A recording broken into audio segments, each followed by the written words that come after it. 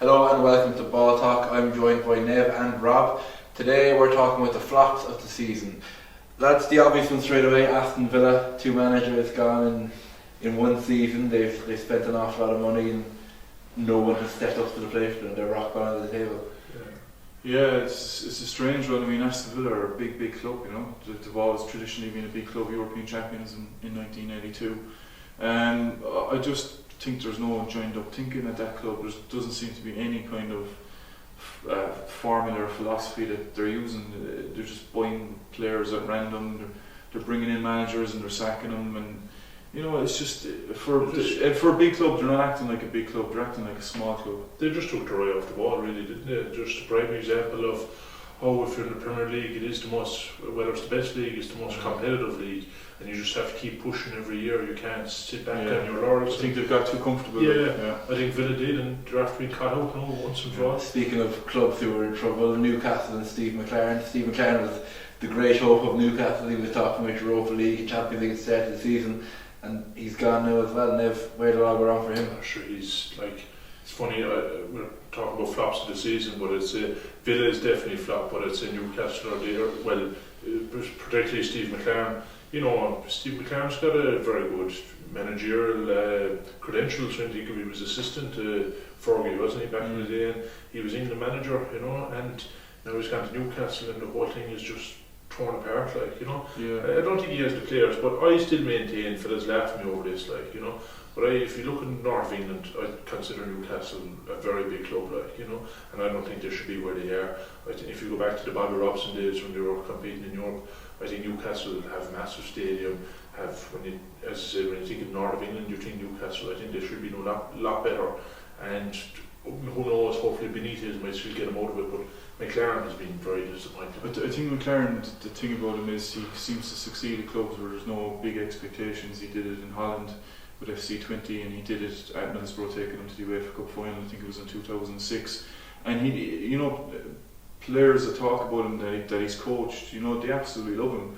But it seems to be he's better on the training pitch than he is as an actual manager, dealing with the day-to-day problems of a football club. Is he past his sell-by date as well? Like, you know, sometimes managers just run over the road. Looking at a couple of the players who have underperformed this year, I mean, the obvious one, as a Chelsea fan, Nev, I know you're a Chelsea fan, Radamel Falcao. I mean, he came in alone as a backup striker. He's only played 9 games and he hasn't scored a goal in the league.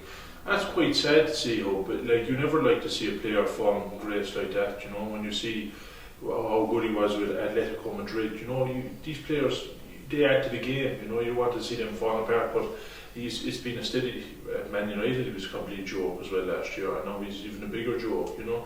He's just, like, I don't know, he has to go, I suppose, at the end of the year. Like. Rob, you had to put up with him last year in a red shirt. I mean, when United signed him, it was absolutely delirious. Like, I thought it was brilliant, you know, but you could see pretty much straight away that his legs were gone.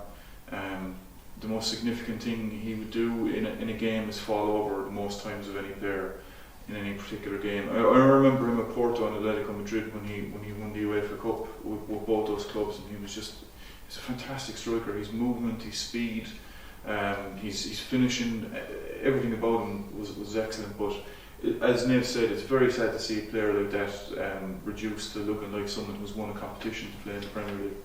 Sticking with United, as we were talking about, Memphis Depay, he was kind of a great hope coming in. Everyone said he was going to be the next young great thing on the scene, and he's been up and down in his form. He's never been consistent. He played one good game and kind of 2 or 3 bad games. This has been unfair to call him a flop though, because it's only his first season. Two goals a season for a man in his position is a flop, you know.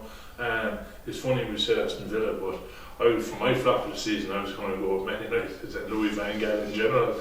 To rub himself up there. But you know what they have been like I was looking at it, we were talking there in the canteen about the players Man United have left go. Paul Pogba, Welbeck, you know, your man Hernandez, isn't it? A lot of, you could have a good first 11 there. United have left go.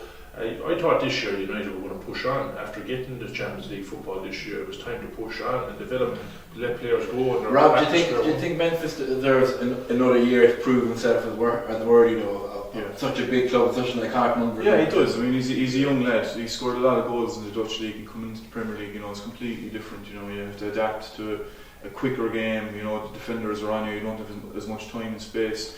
I look at him though, and sometimes I just shake my head because for me, he's the new Nanny, but technically not as good or skillful.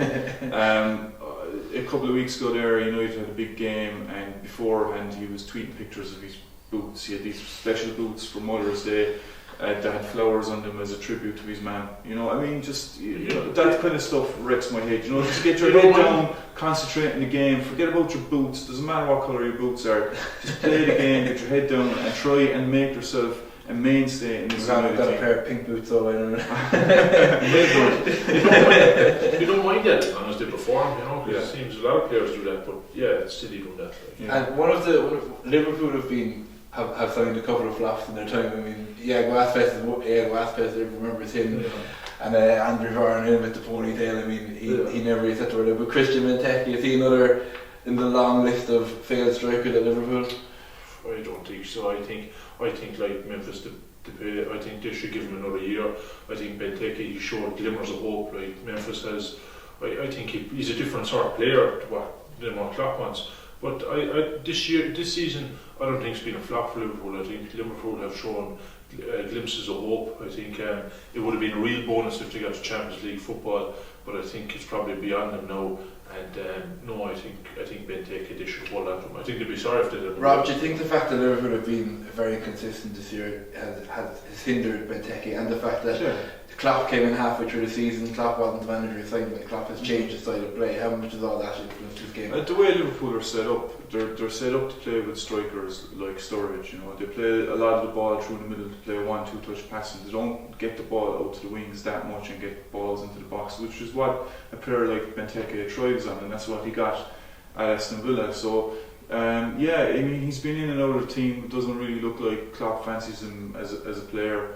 And as you said, Liverpool have been very inconsistent this season. They don't seem to be able to retain the same starting line from one game to the next, so that has really affected him.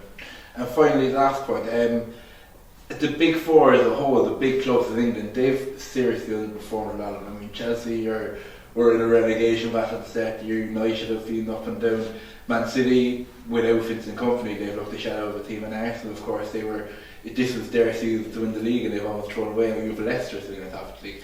How badly have the big teams underperformed, Rob? They've underperformed terribly, and it just goes to show the standard of the Premier League when you compare it to La Liga and the Bundesliga. It's nowhere near. The top teams are nowhere near as good as the top teams in those leagues. From a personal point of view, from a fan's point of view, as everybody who watches this knows, I'm a Man United fan, but I think it's been the best Premier League season ever, and I'm delighted to see teams like Leicester and Spurs up there challenging to win the league. I just hope that it doesn't cause the big teams in the Premier League, the so-called big teams, the teams that regard themselves as top teams, to go and maybe form their own Super League, European Super League, which is talk at the moment. Throwing their toys out of the pram, because teams like Leicester and Spurs are coming along and challenging for the big trophies and swatting them to the side. Neville, do you think the league is better that there's big teams flopping and the small teams have a chance? Would you rather see an exciting Premier League like that than see, say, the United, the Chelsea's challenging for Champions League trophies? Well, I think everyone would like to see a league like we've seen this year. It's been great to see the small teams be competitive, but on the downside, it's been reflected in the Champions League. We only got Man City, and I don't think they want to beat PSG. It's going to be reflected in the Euros as well, how bad our British and Irish team does. The British and Irish teams do, especially I think England will flop again into Euros. But it's been great for the neutral, but in terms of competing at the very top, not so good. One word answer your flop of the season, that's Rob? Louis van Gaal. I was going to say that, but look, I haven't said that. Aston Villa 100%.